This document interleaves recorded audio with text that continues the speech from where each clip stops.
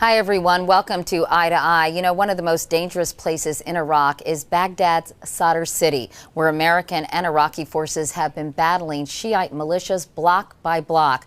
Lara Logan got a first-hand look at the operation and spoke with the U.S. commander heading it. How intense has the fight been that you've faced down here over the last week?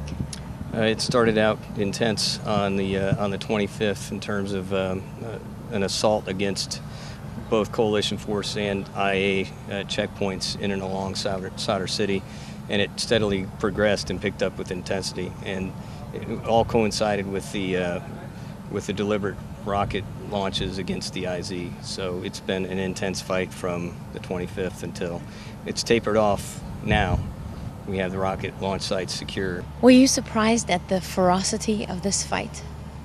Yeah, we were. Initially, it was hard to determine if the rocket launches were just going to be a temporary initiative or offensive, and then when it was a sustained initiative, we continued to move to try and secure the rocket launch sites, and it just continually it did surprise us in terms of what we found here in Tharwa 1 now is a deliberately prepared defense that's taken weeks, if not months, to prepare, and complex ambushes with RPGs, small arms, and a lot of IEDs laid to to disrupt our forces and to destroy our vehicles and harm our men. And with those IEDs, a lot of armor-piercing bombs, or EFPs as they're called? A lot of EFPs, a lot more conventional IEDs than we've experienced in this area in the past. We rarely, if ever, have experienced a conventional IED in and around Sadr city, and this is the first time where they use those as a, almost like a decoy device to drive you into the next device, which is the larger EFP. So they've studied how we react, and they've used conventional IEDs tied in with the armor-piercing EFPs. And at what cost to your guys? A lot of hard fighting, and obviously we've had a few vehicle losses, and I've lost 3 men over the course of this fight, 3 great soldiers, and started on day 1 with the loss of Staff Sergeant Gamboa and indirect fire attack that hit his vehicle, and so it's been a tough fight. Staff Sergeant Gamboa, Corporal Molina, and Corporal Candelo have all, paid with their lives to secure the population here in Tharwa.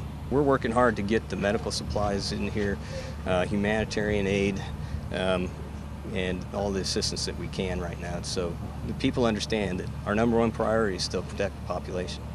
Now, you say #1 priority is to protect the population, but at the same time, civilian casualties, collateral damage. I mean, the U.S. has been accused of killing women and children in this fight in the last few days. What do you say about that? Well, I'm sure there's been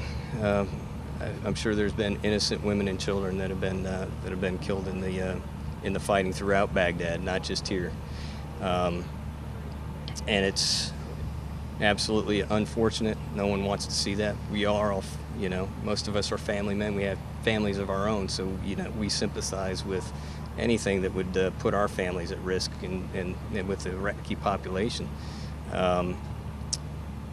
My response to that is that the individuals that started this put the Iraqi population at risk. They don't have the best interest of the Iraqi population at heart. They have their own interest in mind, and they put a lot of people at risk. We went from a semi-permissive environment here where we could shake hands and talk to people to an environment now where we have IEDs in the street on a constant basis, well, not a constant basis, but IEDs threatening the civilian population and my soldiers here.